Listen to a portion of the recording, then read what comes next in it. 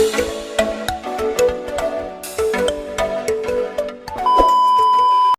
na ang ating bagong order na naman. Lotus pressure washer. LTPW 1400C. So 1400 ang pressure net. Gunggong! Barinig kita sa mukha eh! Pros and cons niya.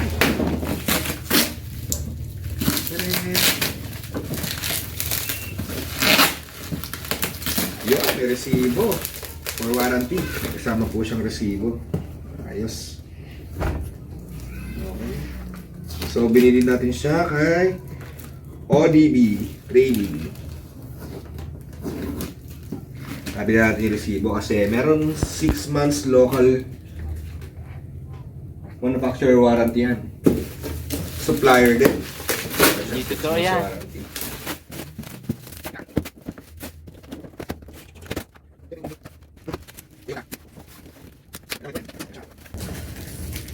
Manual, warranty booklet, meron siyang soap dispenser, spray gun niya, medyo mahaba yung spray gun niya, tingnan natin ang pangalawa. Water inlet,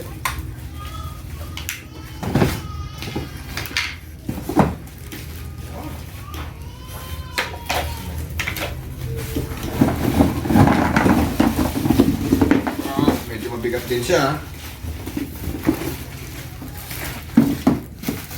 So far maganda naman yung quality niya, yung plastic, yung material niya, maganda naman. Yes. May kasama na rin siyang hose.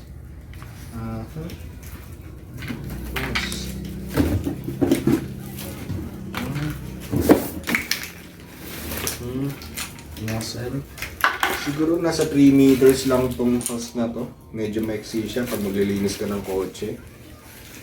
So, check natin mga. Okay, assemble na natin. Hose ano ba? Assemble mo na.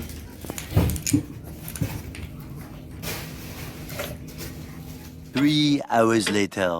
Okay guys, for assemble na tayo para magamit na natin siya. So ito, para sa supply ng tubig, ikot lang natin siya dito. Mamaya, yun natin lalagay yung gripo, yung cross ng gripo. Next, para sa pressure washer, dito naman, lapad lang natin siya. So medyo madali lang talaga siyang assemblein kahit walang instruction. May YouTube naman.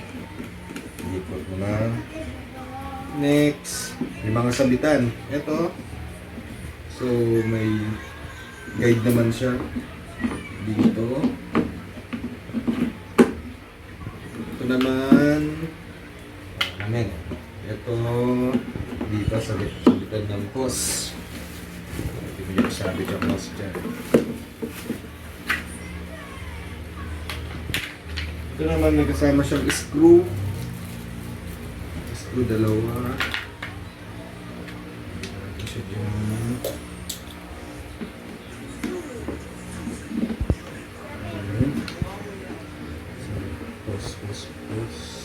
Dito siya, sa likod naman. Screw mo lang.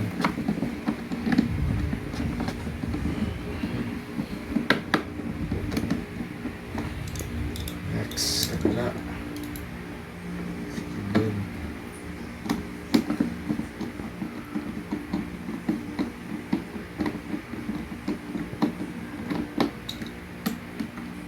Ito lang natin. Hindi masyadong hipitan kasi plastic, baka mabasag. Next, kabit na natin tong pressure gun. By the way, ito pala, lagayan niya ng sabon, soap dispenser. Ayan, para organize. Ito naman, yung nozzle niya, dyan. Sa spray gun, yung pagpahaba. Yan, organize yan. Ito naman, self-priming na din kasi siya. So, ibig sabihin, pwede nyo itong gamitin kahit wala kayong direct na supply ng tubig. Pwede siya sa timba. Tetesting natin siya mamaya. So, yan. Ito, pagkabit nito, very simple lang din. Insert nyo lang, may guide naman siya. Tapos, turok nyo lang ng konti, twist nyo. Ito naman, yung nozzle niya. Meron naman siya nakalagay na press lang natin siya. May nakalagay naman yan. Push. Push. Insert natin. Tapos, whisk. Lock na siya. Tara, testingin na natin, my friend. Let's go, my friend. Testing na, my friend. Yun, next game.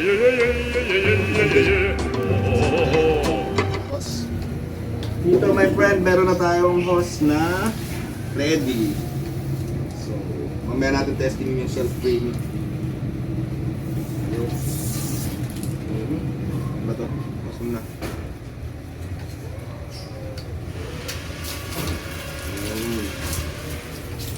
Yun na, may tubig na siya.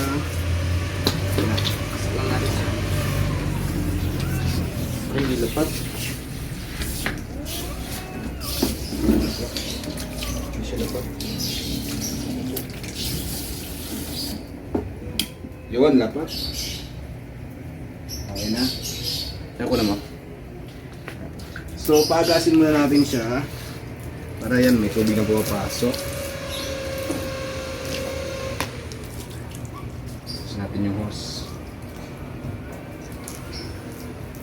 Tapos kunin natin tong spray gun. Spray gun. Push nyo lang. Hola. Tapos na. On natin. Try natin buksan. Gumagana. On na siya.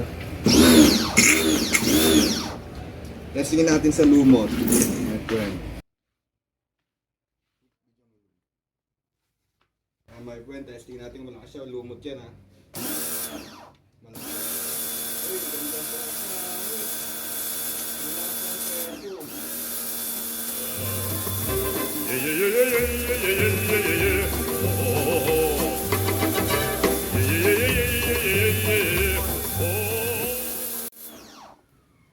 dito rin yung adjustan ng nozzle niya kung gusto niyo.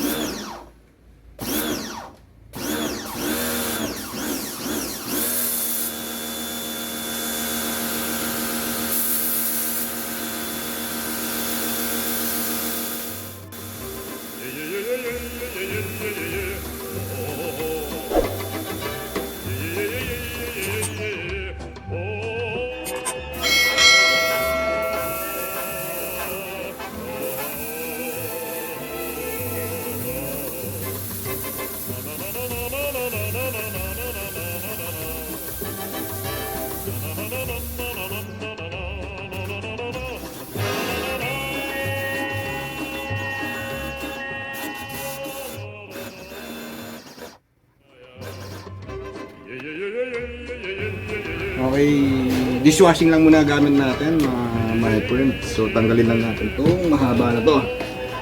Balik natin siya dito. So katay nyo naman, very organized siya. Push. Then twist. Baliktad.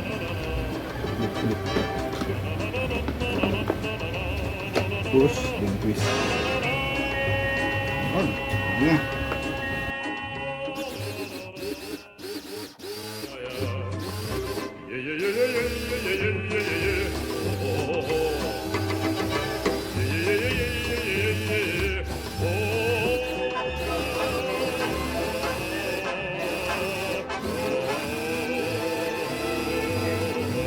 Okay, my friend, testingin naman natin yung self-framing niya.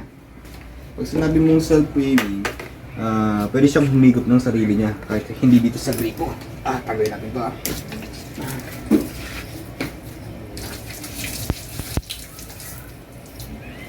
Sila sa timba, testingin natin.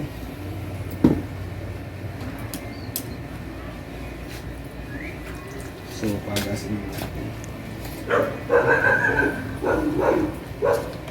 Before natin buksan, make sure natin na tumatagas siya, may tubig.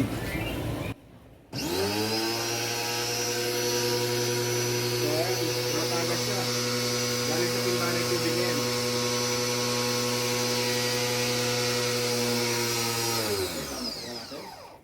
Testing na natin siya ngayon. From timba.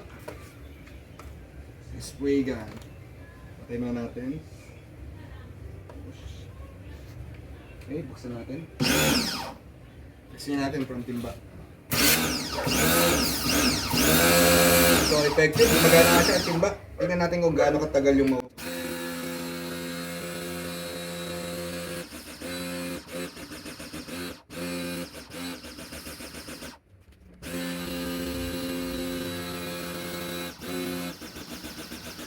So, tingnan nyo my friend.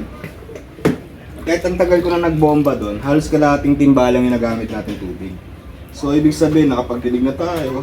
Pwede tayo maglinis ng motor sa isang timbang tubig lang. So, mas tipid siya compare sa regular gas. Testing natin kung medyo... So, ayan.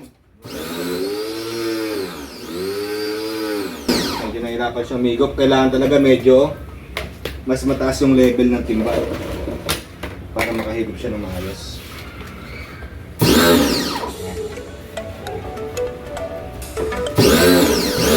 Okay na yan, my friend.